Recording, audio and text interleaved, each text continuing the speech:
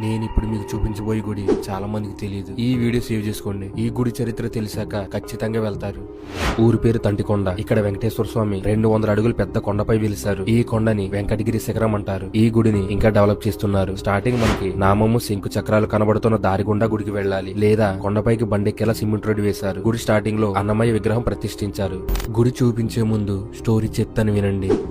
పూర్వం ఈ గ్రామంలో ఈ కొండపై దివ్యమైన తేజస్సు కనిపించేది. ఆ కాంతిని చూసిన ప్రజలు ఈ కొండపై ఏదో ఉందనే భయంతో వెళ్లేవారు కాదు. ఎందుకంటే ఆ కాంతి వీళ్ళని భస్మం చేస్తుందనే భయం. అలా కాలం గడిచే కొద్దీ కొందరు కుర్రాళ్లు ధైర్యం చేసి కొండపై ఉన్న కాంతి దగ్గరకు వెళ్లారు. ఆ కాంతిని చూసి కుర్రాళ్లు షాక్ అయ్యారు. ఆ కాంతి ఏంటో కాదు, పాదముద్ర. ఎవరిదో అనే ఆలోచనలో పడ్డారు. ఏదేమైనా దైవ సంకల్పం అని భావించారు. మరుసటి రోజు ఒక భక్తుడికి శ్రీ మహావిష్ణువు స్వప్నంలో కనిపించి, ఆ తేజస్సును చూసి ఎవరూ భయపడొద్దు, నేను నరసింహుడి అవతారంలో ఈ కొండపై అడుగు మోపాను. ఈ ప్రాంతం భవిష్యత్తులో మహిమాన్విత క్షేత్రం అవుతుందని, నా అవతారమైన వెంకటేశ్వరుని ఆలయం నిర్మించమని స్వామివారు చెప్పారు. ఇదే ఆ నరసింహస్వామి ఎడమ పాదం. ఇక్కడ కాలు మోపి కోరుకొండపై స్వామివారు వెలిశారని పురాణాలు చెప్తున్నాయి.